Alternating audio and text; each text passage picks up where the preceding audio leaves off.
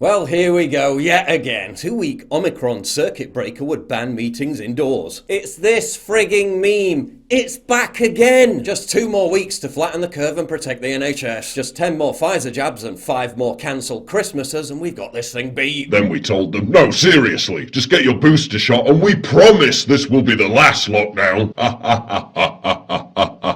What happened to learning to live with it? There's been 12 total Omicron deaths, and that's with it, not from it. Total corona deaths are down week on week. As Oxford professor Carl Hennigan points out, if you take the cases aside and focus on the data that matters, the number of patients that's admitted had hardly changed in a week. Oh, but it's too early to tell. We don't know what'll happen. Better lock down just in case. Why is it always too early to tell? It's always too early to tell. Until the actual data comes out, disproving their dire doomsday predictions, as it has every time, and then everyone just moves on. They said relaxing the rules in July would cause 7,000 hospitalizations a day. They were spectacularly wrong. They said it would cause 1,000 deaths a day. They were spectacularly wrong. Wrong, wrong, wrong, wrong. And it's all the same people who were wrong every time telling us to lock down again. We teach our kids about not trusting people who repeatedly make false claims via a fable. The boy who cried wolf. Yet the boys who cried wolf over and over again have seized control of our government. Professor Neil Ferguson. 5,000 Omicron deaths a day if we don't lock down harder. The same dude who took the first lockdown so seriously. He spent most of it travelling back and forth across London to shag his married mistress. It is arguably one of the most bewildering trends of the pandemic. The nerds have become cool. These data whiz lads have become rock stars, pumping out best-selling books, TV shows and radio gigs, even sold out live tours. Yeah, pumping out alarmist, spectacularly inaccurate shite that has permanently deformed society, ripped families apart, caused untold cancer deaths, a mental health catastrophe, while ruining countless businesses and livelihoods. Cool rock stars, F off! Graham Medley, the chair of the SAGE Modelling Committee. Caught admitting that they deliberately pushed dubious doomsday models that require restrictions, while deliberately ignoring more likely infection outcomes that wouldn't require restrictions. This should be the top news story on every broadcast in the country. It's barely been mentioned. In Denmark, Omicron hospitalizations are 60% down on Delta. In South Africa, the Omicron hospitalization rate is currently running at less than 1/10 of the hospitalization rate of Delta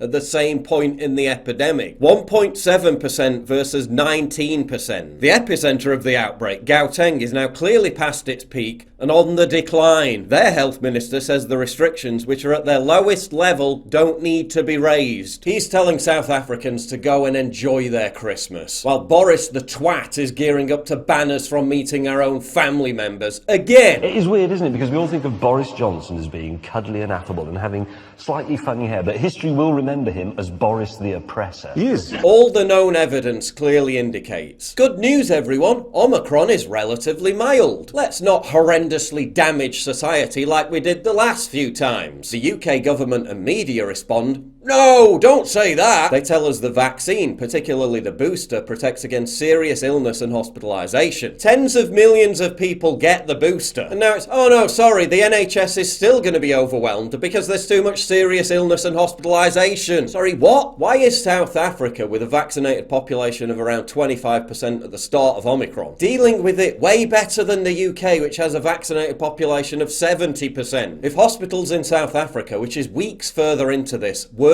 overwhelmed, why are ours going to be overwhelmed? I thought our NHS was the envy of the world. Are you telling me that it's actually a failed institution, propped up by a bizarre national religiosity that forbids any criticism or reform of it? Surely not, we love our NHS. 740,000 missed cancer screenings. A mental health nightmare. Ruined and wrecked businesses and livelihoods, littering the landscape like discarded face masks. Surely it's time to start banging our pots and pans again.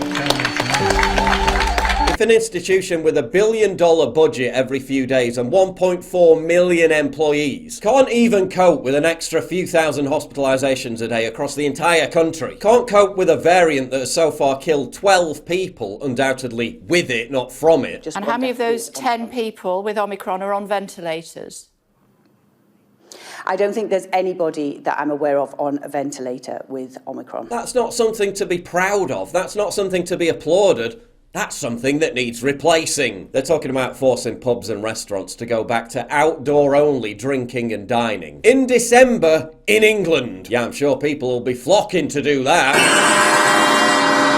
That's just a cop-out, so you can continue to claim it's just restrictions. Call it what it is. It's not a circuit breaker. It's a lockdown in all but name. They're considering keeping this new lockdown in place until a certain number get the booster shot. Like a little kid being told he can't have any dessert until he's finished his vegetables. And in the absence of any rational justification for further lockdowns, just scapegoat the unvaccinated. There's still 10% of our population that have chosen for whatever reason not to get vaccinated. We're talking about 5 million adults plus. Yeah, 5 million plus. And I just cannot emphasize enough the impact that they are having on the rest of society. They must really think about the damage they are doing to society. Yeah, you know the biggest problem in society? People who don't blindly trust government and giant pharmaceutical corporations with multi-decade records of corruption and malfeasance. They're the real threat. They need to be dealt with. An unvaccinated, fit and healthy mother has died from coronavirus. Fit and healthy? Just take the vaccine and life will return to normal. Now, 45% of the British public think life will never return to normal.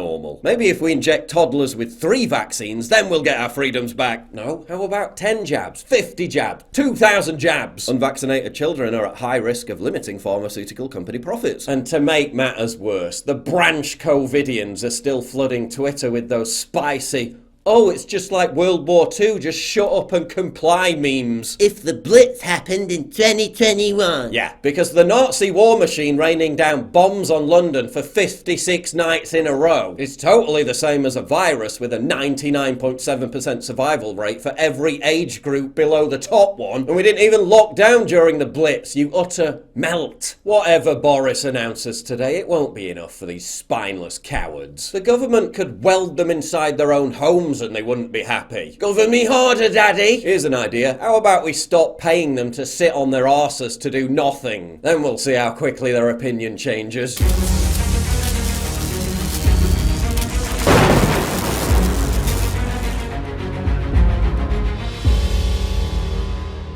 It's absolutely crucial for you to help me fight the war on free speech by supporting me via Subscribe Star, link in description. And also signing up for my free newsletter at summit.news/newsletter.